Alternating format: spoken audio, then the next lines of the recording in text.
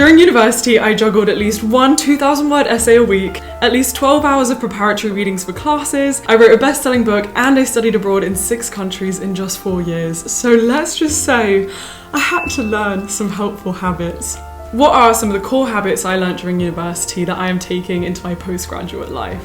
We want to stay productive, happy, and healthy. Number 1, the quality of your morning determines the quality of your day. At uni, it is so easy to wake up just 10 minutes before your lecture, roll out of bed, chuck something on, grab some food on the way, or just not eat breakfast. But I soon realized if I start my day stressed, I will normally continue it stressed too. Your morning routine is the bedrock of your day, and if I want to live a peaceful day, then I've got to somehow cultivate a peaceful morning routine. So every morning, even with 2 roommates, I would always do yoga and meditation. I wake up with at least an hour, normally an hour and a half before I had to go anywhere, and I would just start my day by rolling out the mat. And I've done every YouTube video under the sun. I would just stretch out my body, start to have a gentle sweat, greet the day, start to think about my intentions for the day. This was especially good for my body because I spent most of the day on my laptop. Then I would always make myself breakfast, drink some herbal tea, just made me feel like a health queen. And then a surprising habit I picked up, which I still do now, is taking a cold shower. Sometimes I start it warm, or if I'm washing my hair I have it hot, but I almost always end it really cold, freezing cold. And I highly recommend this book, The Wim Hof Method, if you've never heard of the benefits of cold showers. It is a misery to step into freezing cold water, but it really wakes you up. And sometimes if I'm feeling really self-doubtful and just rubbish, it's enough to shift my mindset. If you knew for a fact that whatever you did in your morning would be multiplied throughout the day, how would you spend your morning? Probably not scrolling on your phone. Number 2, your learning needs a why. Why are you waking up to learn? Why are you trying? Why are you dragging yourself to that lecture hall, to that library, to go look at your textbook again? Why are you doing it? And it's not as easy as saying, oh, I paid for university, oh, my mum wants me to do it. You actually need to work out what that why is for yourself. This is huge. As someone moving into the working world, moving out of university, I want to know my why of why I'm doing everything, why I'm trying. There are 2 main types of motivation, intrinsic and extrinsic. Intrinsic motivation is inherent motivation that you have from the process itself. It's when you realize you're just genuinely curious and you just love your subject and you want to learn because you just genuinely enjoy learning. But an extrinsic motivator could be a certain job that you want to get, a certain grade that you want to get, or any kind of external outcome. And that is amazing to have as your motivation. I'm currently learning German every week. I've been learning it on and off for the last 2 years since I first lived in Berlin when I studied abroad. And my motivation is both intrinsic and extrinsic. I'm learning through the amazing online language school Enquiries. Genau. Ich habe 2 Jahre in Berlin gelebt. And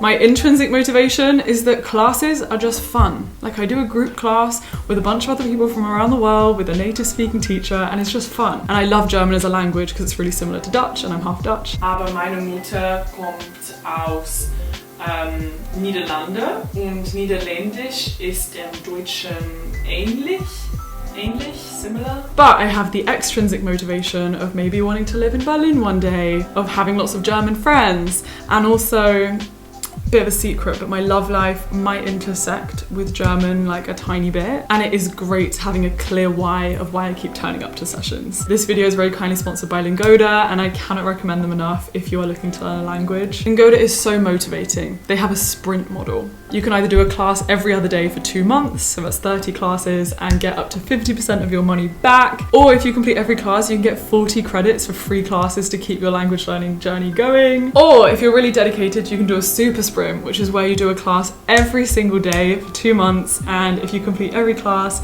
you can get up to half of your money back. Or you can get 75 free lessons for the future, which is even more than what you paid for. So yeah, it's very motivational for learning. I love how flexible it is to be taking classes online, and the quality of the classes is just amazing, and it's just mad seeing your progress. The other day I went to a dinner and I sat next to someone who has a Swiss girlfriend and he's learning German, and we were able to maintain a full conversation for 5-10 minutes only in German, and I think it just was this huge aha moment that I'm really decent at German. I'm really making progress, and it just feels so good. So if you're serious about learning a language or doing more learning for fun, I can't recommend Lingoda enough. You can use the code unjaded20 for a lovely little discount, €20 or $25 off, which is amazing. And the link is in my description. Be just as intentional with social life as you are with your work life. One of the best things that I learned how to do at university is to invest in finding the right people. You are the average of the 5 people you spend the most time with, and you just want to make sure that these 5 people are like-minded,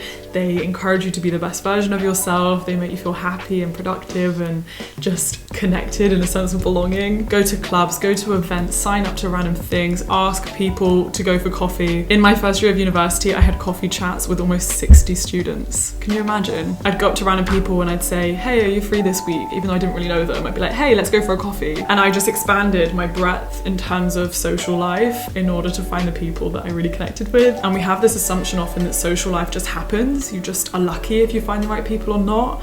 But that is not true. It requires a lot of effort and planning and going outside of your comfort zone. So find your people, and I promise it will actually make you more productive. As a postgrad, it is one of my biggest goals for this year to find another in-person community, and I'm going to be using things like Meetup and Eventbrite to find good people. Number 4, always ask why. Why is the world the way it is? And be curious. Throughout my degree, I was lucky enough to live in a lot of different cities with students who were deeply curious about the world. And they really taught me something that the formal education system didn't, which is to ask why. Why are the elderly people in Taipei so fit and healthy and just feel like they have such a great quality of life? And why is that less of the case in England? How do our cultures influence that? How is culture shaped? How could we change culture in order to better support the elderly? And then especially because I did a cognitive science degree, I just question people and why they are the way they are so much more. So challenge yourself to ask why, because it will always deepen your learning and understanding of whatever you're doing. Number 5, structure and routine. Uni taught me how to get a million things done through the power of scheduling. I scheduled everything. My Google Calendar was my bestie. Even now as a postgrad, I've realized things don't happen unless you make them happen through scheduling. If I say I want to read more, I'm not going to read more unless I make that a habit, unless I make the time for it, unless I put a little plan of action in. If I say I want to catch up with friends more, I need to put that in my calendar as a recurring event to call this person and call that person. There are many amazing time management tools. I feel like you have 3 main options. You can use a physical notebook or planner, you can use digital note-taking tools like on a tablet, Remarkable, GoodNotes, or you can use amazing tools on your laptop like Notion or Obsidian. I have so many videos about how I plan my life if you're interested. But if you're at university, you've got to learn how to manage your time. It will serve you in the rest of your life. Number 6, your mental health is the key to everything, including your productivity. There's a term I like more than productivity, which is sustainable productivity, because it encompasses how we need to think in the long term, even in our short-term productivity. This includes scheduling breaks when you're at the library, it's eating healthily, it's getting enough sleep, it's really playing the long game, moving your body, exercising, making your life and habits sustainable to support you being productive for the longest period possible. I'm really bringing this into my postgrad and working life, which is not to overwork myself, to maintain a connection to myself, to learn positive thinking and gratitude, journaling about my experiences and capturing them for my future self. It gets chucked around a lot on social media, like mental health, look after your mental health. It shouldn't be that hard. How do you look after your mental health? You just listen to yourself. No one can tell you what you need better than you can. Number 7, go out of my comfort zone. It can only lead to good things. My university absolutely transformed me because I was chucked in 6 random cities across the world and they said, go fend for yourself, go learn the language, go meet new people, just deal with being in this new culture. And every time that I embraced it, that I just leaned into the discomfort, it always helped me grow as a person and unlock amazing new experiences. So I'll definitely be continuing to do that in my postgrad life, and I think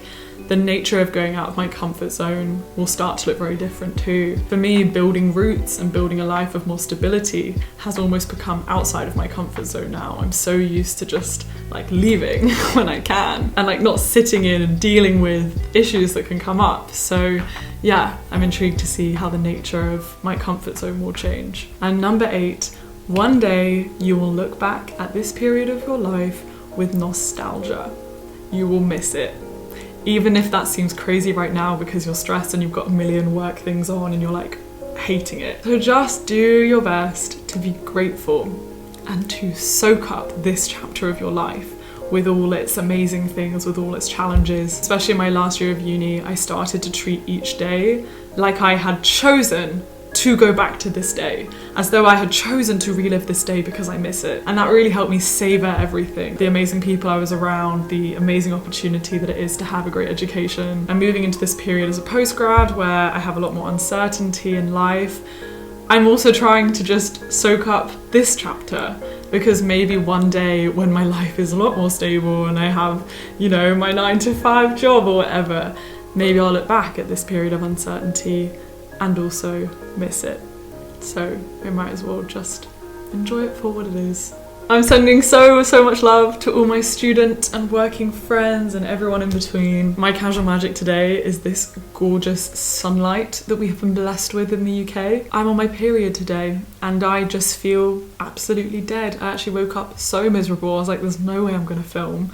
But then this gorgeous light just reminded me that I'm alive and I might as well just show up and try and film. So yeah, I'm very grateful for the good light. I'm very intrigued to know, what is one life-changing habit that you have found during university, if you're someone in uni. Sending you all so much love and I hope you have a wonderful rest of your day. Bye guys.